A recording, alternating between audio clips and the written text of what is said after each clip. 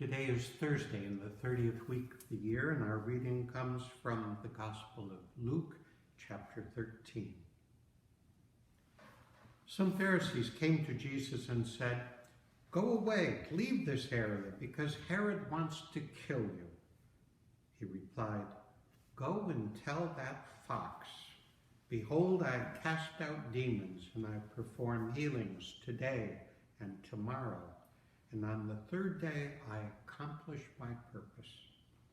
Yet I must continue on my way today, tomorrow, and the following day, for it is impossible that a prophet should die outside of Jerusalem.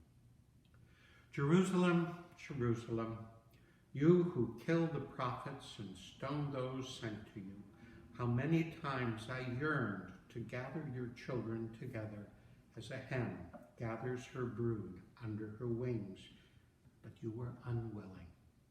Behold, your house will be abandoned, but I tell you, you will not see me until the time comes when you say, 'Blessed is he who comes in the name of the Lord.'"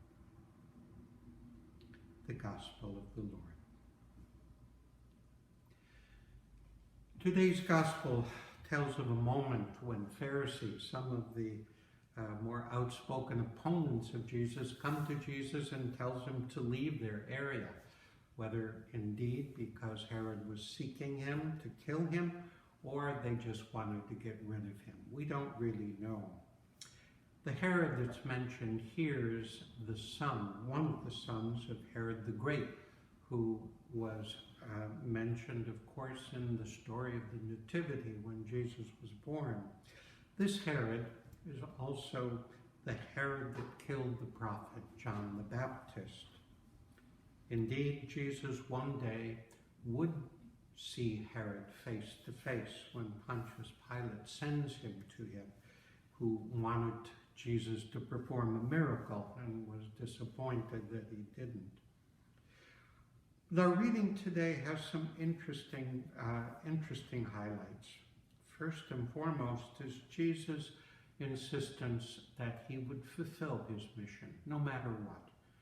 He speaks of a yesterday, today, and a tomorrow, and in saying so, emphasizes that his mission would ultimately reach its end, reach its conclusion, and reach its purpose, and that mission would end in the city of Jerusalem, where other prophets had been killed before.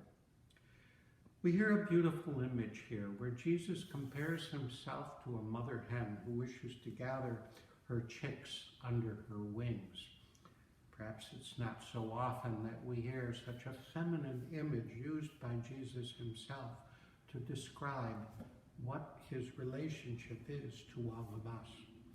And as he says, in spite of his desire to gather us, we were unwilling. So today, we should ask ourselves whether we are willing or unwilling to be those children of the Father who also find refuge in the Lord, who find in Jesus that protecting force that holds us together with one another and protects us against all of the forces of evil that we experience within our own time, our own world. Blessed is he who comes in the name of the world, in the name of the Lord, words that we hear each day in the Eucharist. Let us pray for that coming of the Lord.